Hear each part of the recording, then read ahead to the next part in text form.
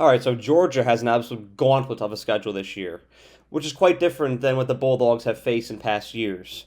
I'm going to explain why this is significant in the context of college football overall, but first, I like to do this about every month. I want to ask you to please subscribe to the channel. It's completely free of cost. You get more of me, I get more of you, and we're all happy. So hit that button. But for now, let's talk about Georgia's daunting schedule. So there's several new elements to everybody's schedule this year. The SEC looks new with the addition of Oklahoma and Texas. There's a 12-team playoff, and there's several other factors I want to talk about. But let's talk about Georgia's schedule here. Who are they playing week one? The season kicks off with the Clemson Tigers, and it's a ranked opponents. They're starting right out of the gate with a challenging opponent. Clemson always plays Georgia very hard. There's a lot of classic games between those two teams. An advantage for Georgia in this game is that it's being played in Mercedes-Benz Stadium in Atlanta, so it's essentially a home game for Georgia, but I've driven from Clemson to Atlanta before, and it's not far, so the Tiger faithful will be there, and it'll be a great contest, so that's what the schedule opens up with. And I'm not going to go on the list of every game here, but I just want to shout out a few that really pop off the page at me. Georgia's three most challenging opponents this year. They play them all on the road. They have to go to Tuscaloosa to take on the Alabama Crimson Tide, who just recently beat them in the SEC Championship on September 28th. They can't even get out of the month of September without playing Alabama. Then you fast forward to the lovely month of October, and they have to travel to Austin to play the Texas Longhorns, who I'm very optimistic about this year. You'll hear me talk more about these Texas Longhorns in weeks to come. And then the ascending Ole Miss Rebels. They have to go to the beautiful city of Oxford, one of my favorite cities, and not only the South, but the entire United States of America, on November 9th. Three very challenging opponents, all on the road. No breaks for Georgia. That is very tough. And you also have to throw Tennessee in there. That's a challenging game. Auburn, you got to throw in there. Kentucky's been no cupcake. This is a challenging schedule for Georgia, and they are not used to this at all. And there's several different elements to this schedule, as I prefaced earlier. There's 2 bye weeks. Everybody has 2 bye weeks now, but that's going to change the way that a team prepares. That's going to change the way that a team approaches their season. It's just a different elements. And the way the SEC is formatted now, every SEC team has 3 opponents that they play every year. Georgia's is Auburn, Florida, and Tennessee. Tennessee has been competitive these past couple years. I think Auburn is going to continue to ascend with under Hugh Freeze's tutelage. And Florida, there's a lot of ambiguity there. That's another team I'm going to be talking a lot about here in the near future. But those aren't easy opponents to face either. Now I want to dive into some statistics here, because I like to season my sauce here with some statistics as these videos go on. So, in Georgia's schedule this year, just to put it in the context of how challenging it is, 3 of their opponents this year were in the final AP top 5 rankings. Not top 25, top 5. 3 opponents in the top 5. That's insane.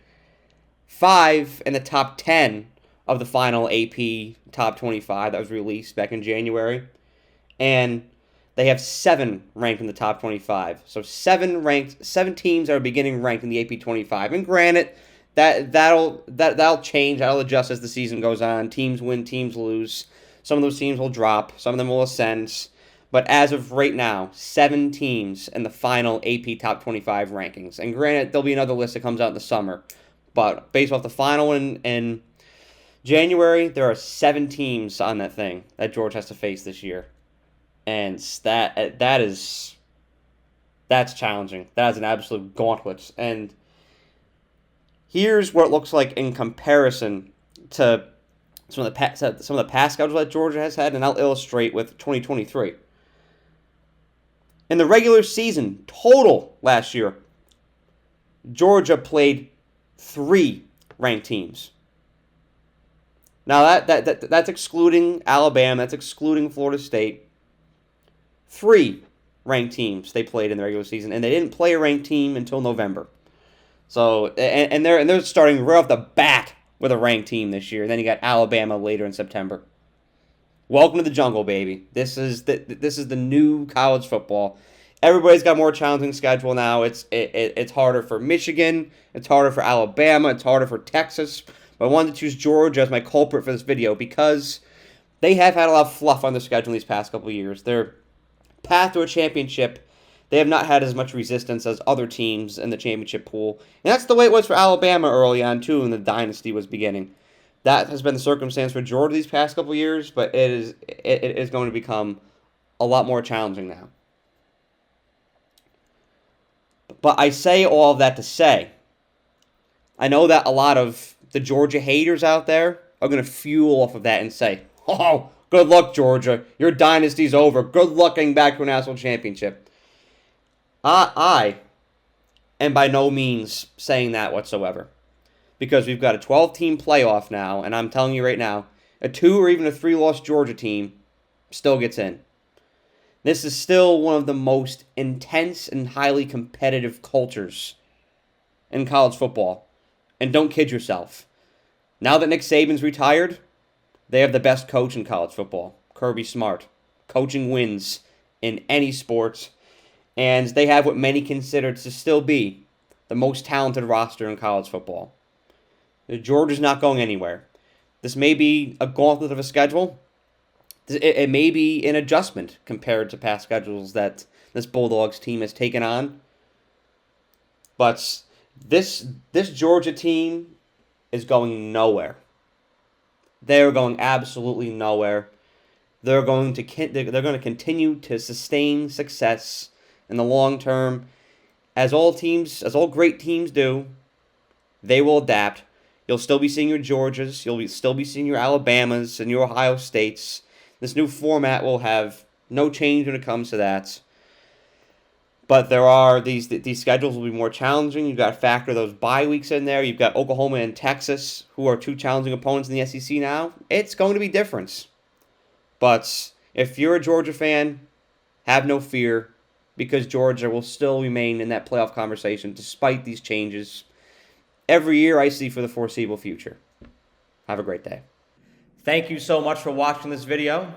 I really appreciate you and the time that you took out of your day to watch the video. And if you enjoyed it, please be sure to like the video and share it, as well as subscribe to the Era. The more likes and subscribers I get on this channel, the more resources I can attain, and the more resources I can attain, the more value I can provide to you, the viewer. And that is how I show my appreciation for you for the time that you devote to watching my videos. So thank you so much, and have a great day.